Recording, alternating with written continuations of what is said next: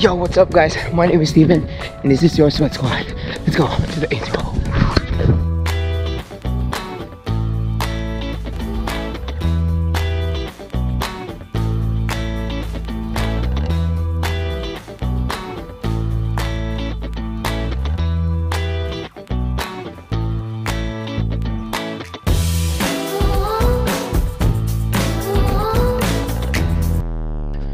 So pag-uusapan natin ngayon isang magandang formula in the running faster, that is threshold. Medyo mahirap po to, I must admit, and mentally taxing din siya. Kanina umaga I did a hard workout sa bike na. So ngayon after work, pagod sa work, stress sa work, it's mentally hard for me to think nagagawa ko ng threshold run ngayon, pero ang planado kailangan mangyari. So hindi naman siya cheat code, pero para matuwa naman ako konti, ginamit ko ngayon yung favorite running shoe ko, Adios Pro 3.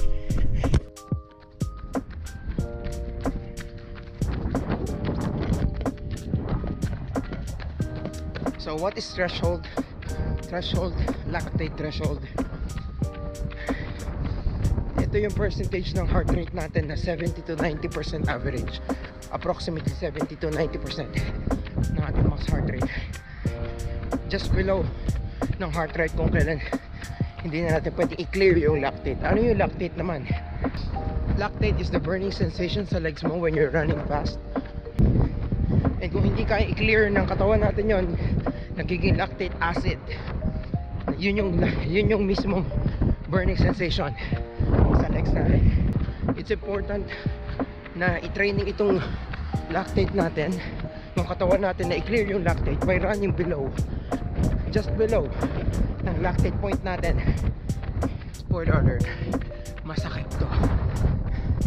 First things first, mag-warm up ka na maayos. Make sure na lahat ng muscles gumagana. Make sure lahat ng muscles activated. This will be a hard one. Kaya mas pinili ko pong gamitin ang race day shoe ko, ang favorite race day shoe ko sa araw na to. So workouts ko, I like to keep it simple, intervals. Ayoko ng ang daming jumps. Gusto ko pag hard, pag rest.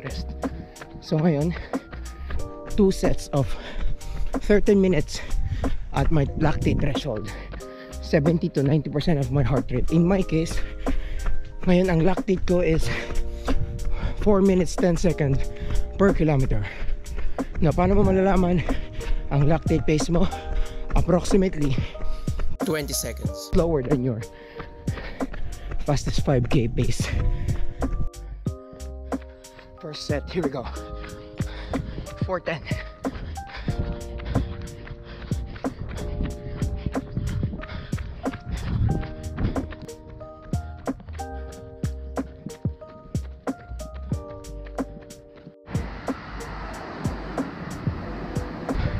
I'm dead. Headwind guys, headwind. Kalaban natin ang hangin. Kakatapos lang po ng first interval. 5 minutes rest. May another set na naman. So sa mga rest naman, you can light jog. Kung gusto mo pwede ka maglakad, pero mas maganda kung light jog. Nagre-recovery po tayo ngayon. Ang pace ko is 5:35 per kilometer. Yung average ko dun sa 30-minute interval ko kanina is 4:08, which is a very good number kasi within that range yung threshold ko, and yung heart rate ko rin within the range. Second set, here we go.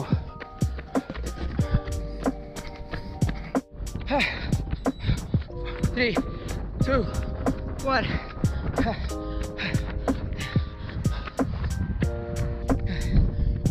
Sarap. That was crazy. That was crazy. Kaya pa. Kaya pa isang set. And usually ganun po dapat.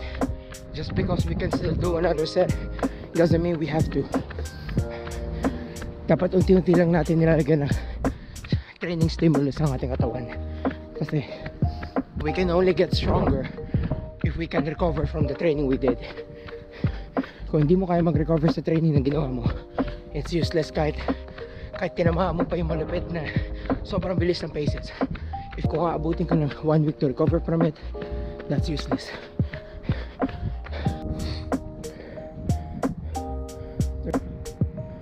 Yeah, we did the threshold.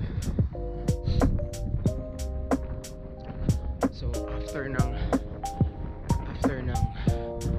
intervals mo, make sure magkaroon ka ng cool down, slowly bagalan ng pace, and sa huli lakad lang. Of course you can turn off the watch after the cool down. Ako tapos na yung cool down, naglalakad na ako kasi ayoko mag-vlog sa bahay. So yes guys, I must admit, after work, mentally nahihirapan akong isipin na kailangan ko tumakbo ng threshold ngayon. After work nga, which is kaninang umaga, nagkaroon na ako ng hard session sa bike. Tapos pagod sa work. Syempre may work stress tayong tinatawag. So sabi ko sa sarili ko, sige, kakain ako to fuel my run tonight, which is ngayon yun.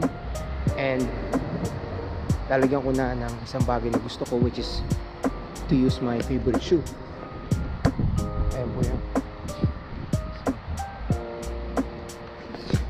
Yes, indeed. Sabi nga nila, when you only have 40% and you gave it all, you gave your 100%. So regardless kung magawa mo yung workout that day or hindi, you just have to show up, get dressed, tie your shoes, and just run. Anything is always better than nothing, like ko sinasabi, pero at this time ang tinuturo na sa sarili natin is yung mental toughness. No matter what, this is what discipline means. It's not motivation. I am not motivated today. I have zero motivation, to be honest, pero ayoko na talagang tumakbo. Ang daming excuse na inisip, pero this is discipline.